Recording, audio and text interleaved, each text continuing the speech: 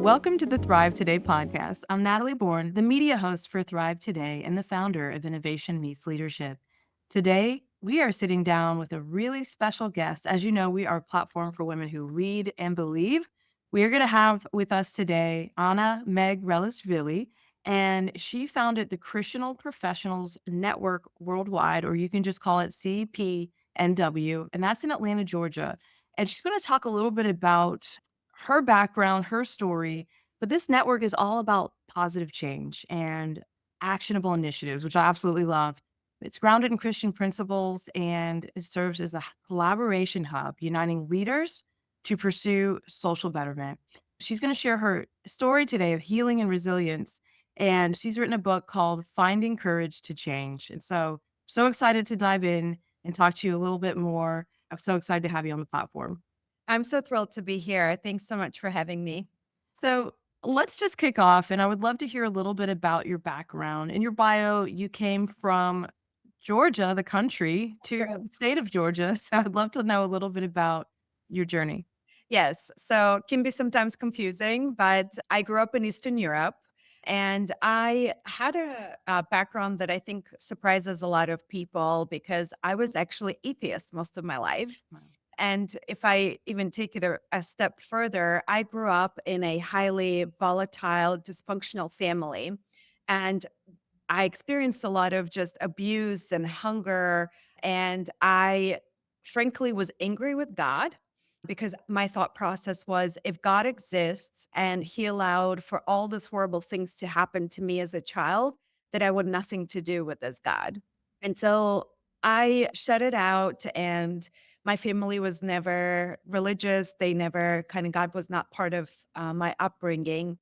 So I really focused on really climbing out of that environment. And eventually I came to the United States on a full scholarship to go to college. And I just knew like I would do anything just to stay and pursue my career here.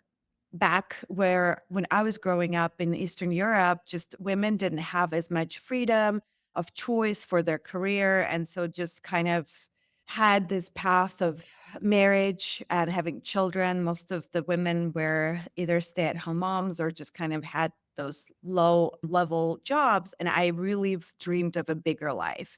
And so when I came to the US, I focused a lot on just wealth acquisition, and so that kind of became my God, so to say, and I just climbed that corporate career. I was making a lot of money I had a sales career, and I had this, goals of acquiring like a nice condo and nice vacations and all of it. And for some reason, every time I would achieve that goal, it wouldn't bring me the happiness I was seeking. And so I think at some point I had this big goal that I achieved finally. And then I realized that, okay, there has to be more to life. And so that's kind of where my journey with God started. Wow. Well, it's powerful to hear that you were able to get out of that situation. You were able to, move. You recently wrote a book, and I would love to know, it's such a labor. It's in labor intensive to sit down and write a book. For those who've done it, we know it's tough. What made you decide that you wanted to write? Like, why now? Why this message? What was that turning point for you? Okay, so I have to say my story is probably not the typical story of how I wrote this book. So I had this unexpected encounter with God about 4 years ago. And so through a homeless woman in Atlanta, I learned that God is real. And so that kind of started that journey of me getting my first Bible and starting to going to church. Eventually I got baptized. And so then I quit my corporate job and I went on this year-long sabbatical because I wanted to really grow in my faith and really find I had this feeling that was just growing, and I think God put it on my heart that I was meant to do something different and bigger, but I just didn't know what it was. And during that sabbatical is when I wrote my book, but it was kind of an interesting journey. The goal was not at all to write a book. So I decided to experience the power of the silent retreat. So, in the Bible, we often, Jesus went away in the desolate places to pray by himself. And so I wanted to experience that, just silence and being cut off from the world. And so when I went, I had my cell phone turned off and I had my laptop, but basically no internet or anything like that. And I wrote my book in 2 days. So that's why I say, like, it wasn't like this laborious time that most authors experience. To me, it felt like just this download. Wow. And I wrote about 4 generations on my mother's side and 3 generations on my father's side, talking about how trauma just gets passed on generation to generation until you get that cycle breaker. And when you put it on paper, you really can see how the story really repeats itself. And I think it's very, very common in different families. And so I wasn't sure if this was just the healing for me, right? So I started praying and I said, okay, Lord, is this something just meant for me because I put it on paper and it's part of my healing process? And I was very clear now this book needs to be published. And it was very interesting because, sometimes we as humans have limited options that we think about. So I was praying about, okay, Lord, should I self publish or should I start sending it to publishers? Mm. The answer was like, well, how about option C? And the option C was it's like, you don't have to do anything. Just keep telling people about this. And I'm going to send somebody who's going to help you. Wow. Less than 4 months later, that's exactly what happened. I was having coffee with an acquaintance and telling about this experience, and next thing I know, she says, "Oh, we're going to this networking event. I'm gonna introduce you to my friend who helped me publish my book," and that's exactly what happened. It's just like, Lord just guided me. I didn't have to do any kind of extra work, and it's just happened, and so a few months later, my book was published. Wow, that's powerful. And your book is on, a topic that I would imagine is pretty tough to talk about. You're talking about living through childhood abuse. Can you spend a moment just talking us through again a little bit of your story and background and then what your healing journey looked like around this? Absolutely.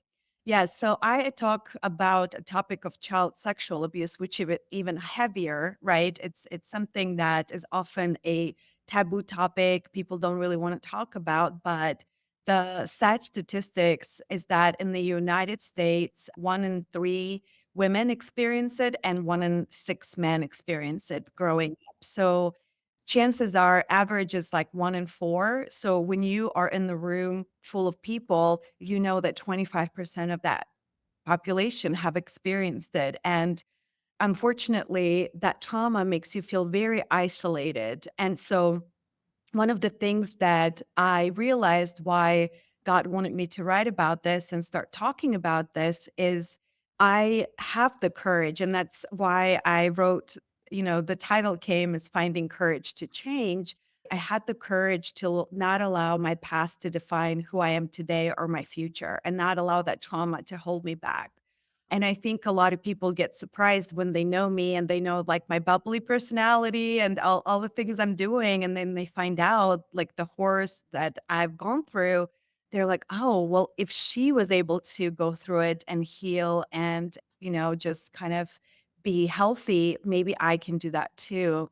And the next thing I know, there's a lot of women in our community who started coming up to me and sharing their own stories, and then I share about my healing journey. But really, the final healing really came when I was saved. And I, for the first time, learned who I am as a child of God and how God views me. And for the first time, I really experienced unconditional love, which, when you experience that kind of abuse, you always think that men always want something from you or your worth is only coming from what you can give. And so ultimate healing really came from my faith. And then one last point I want to say is that for the longest time I thought that healing was like this destination I'm going to reach at some point, right? And then I'm going to reach it and then everything is going to be great and it's going to be okay. And what I've learned is that healing is a journey,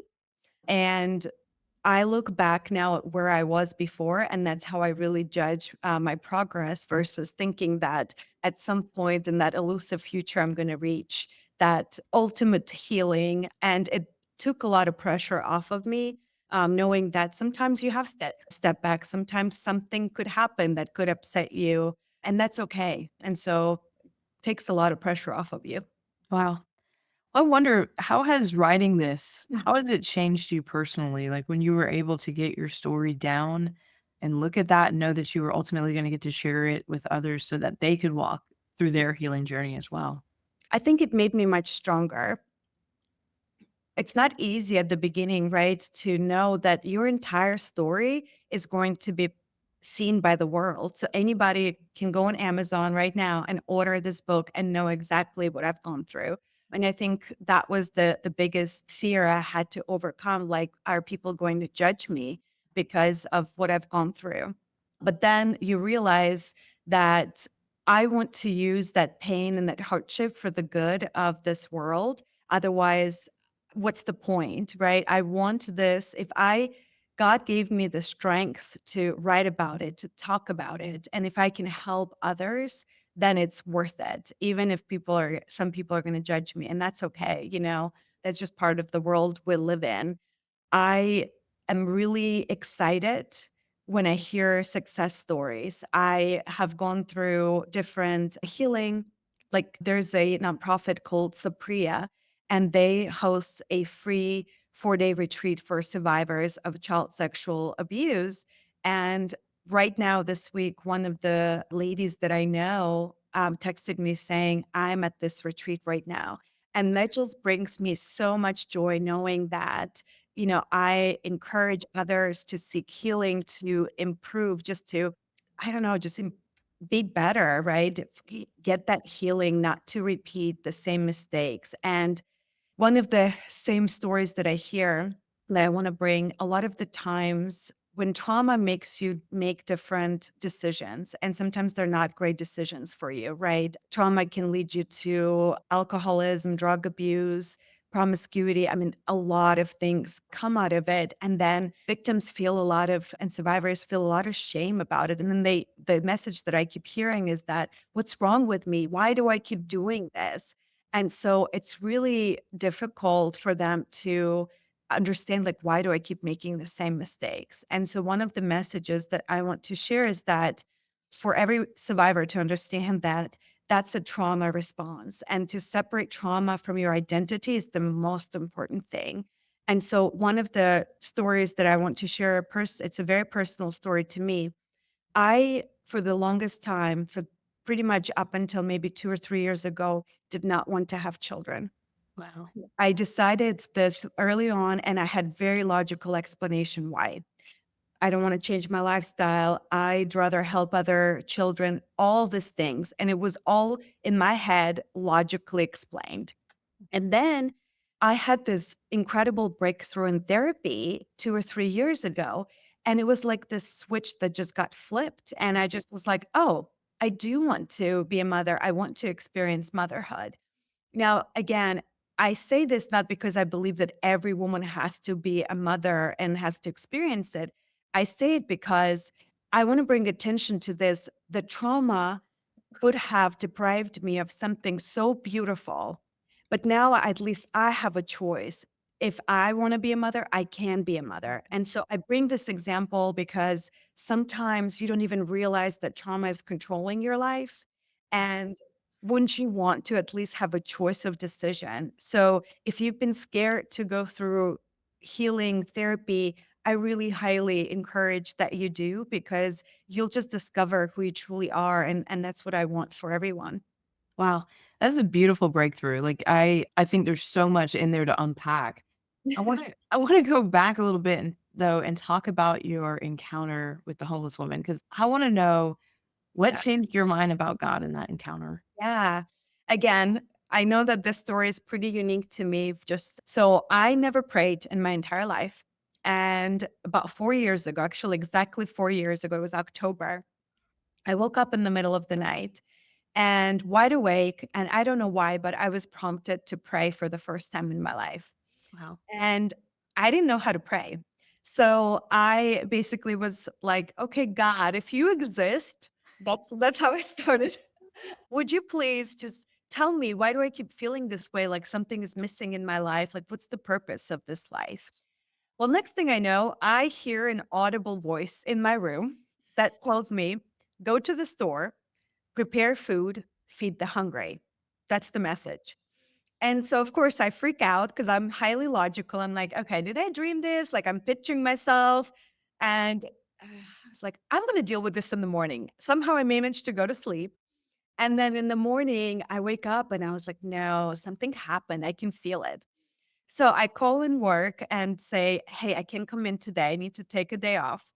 So I go to the store, I purchase all the supplies, I make this 24 bags of lunches, put this in this big bag, get in my car, and I start driving downtown Atlanta. And so every time I would see a homeless person, I would stop and I'd be like, hey, would you like to have some lunch? And if they say yes, we just give out lunches. So I'm doing this for about an hour.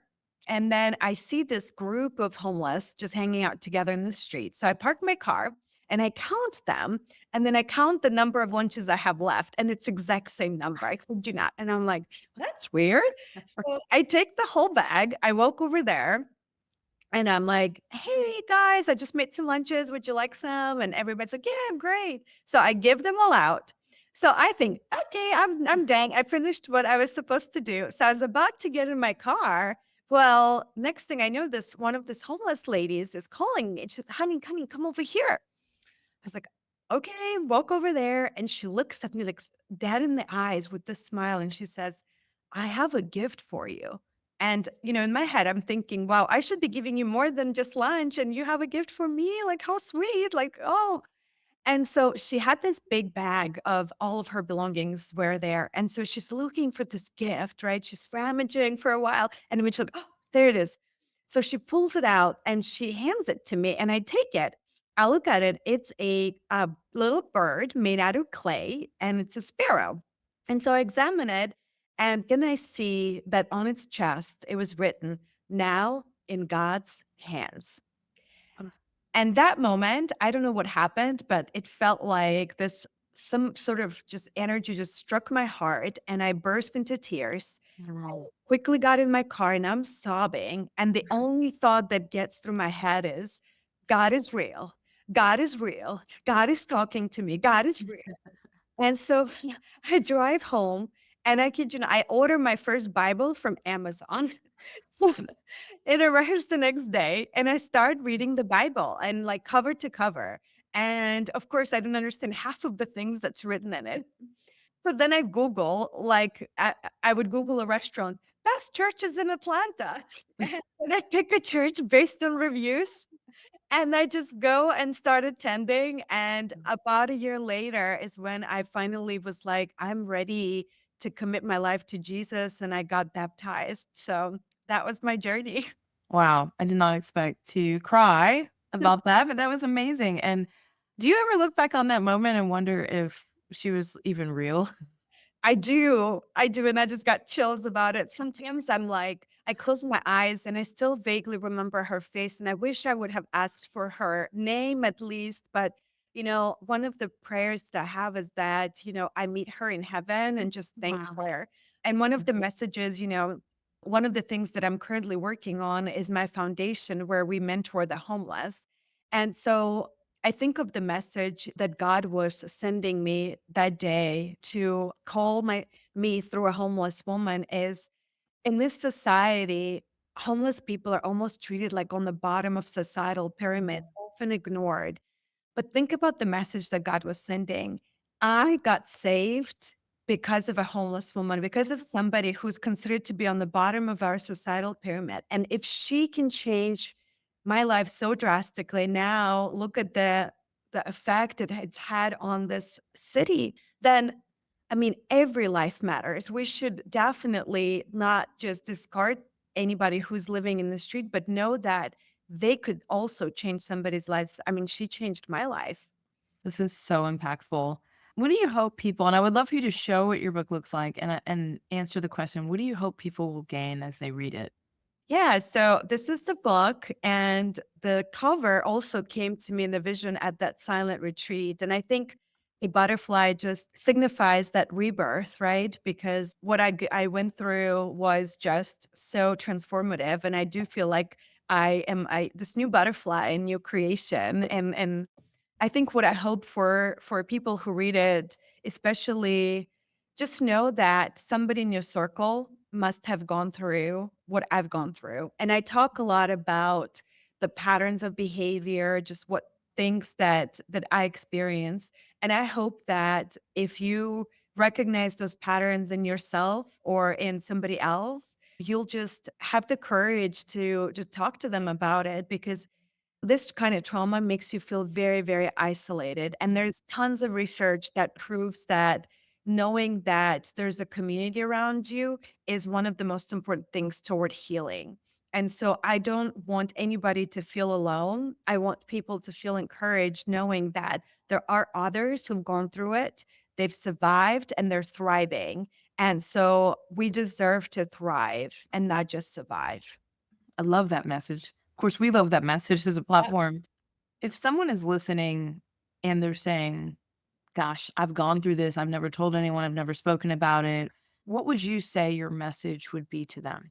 I think have the courage to speak about it. So you're not alone. The statistic says that most survivors, it takes them about, on average, 25 to 30 years to be even able to say that they have experienced it.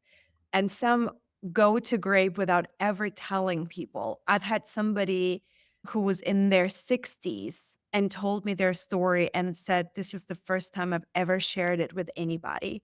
And so, if you've never shared it, know that that's completely okay and it's normal. But also know that by sharing it, that's the first step that you can take toward healing.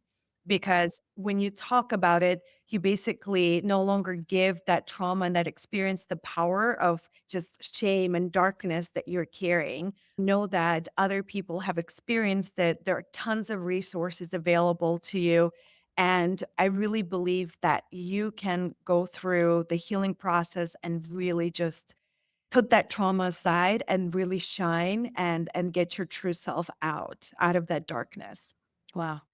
I know you have such a powerful story. You have a story that is worth sharing. And yeah, again, I wasn't expecting to cry as we talked about it, but it's such a beautiful story. And it's so beautiful how God just stepped in and reached out to you. And even when I think about overseas in other countries, we're hearing about these encounters and these visions more and more. And it's such a beautiful way that God just steps into our space and tells us and shows us how real he is. And so I'm just grateful for you. I'm grateful for your courage that you found to share the story. This is so amazing. Thank Thank you. you for joining us. Yeah, absolutely. It's a privilege to share my message. And I hope that somebody who's listening, you needed to hear it and you got inspired. And I'm always available to support you in any way that I can. Awesome. Tell people how to find and follow you and also find your book. Yeah, absolutely. I think the easiest way, because everything is in one place, is if you go on our website and you can see what I do. And there is like a link to the book and everything. If you go to cpnworldwide.com. Awesome. Well, you have been incredible. Thank you so much for joining us today. Absolutely. Well, if you haven't had a chance to get into leadership, let me ask you a question. What are you waiting for? We have a leadership platform just for you over at thrivetoday.com. So head over there, check out all the resources we have. And ladies, as you live your life, do it with leadership, community, and strength. And don't forget to thrive. We'll see you next time.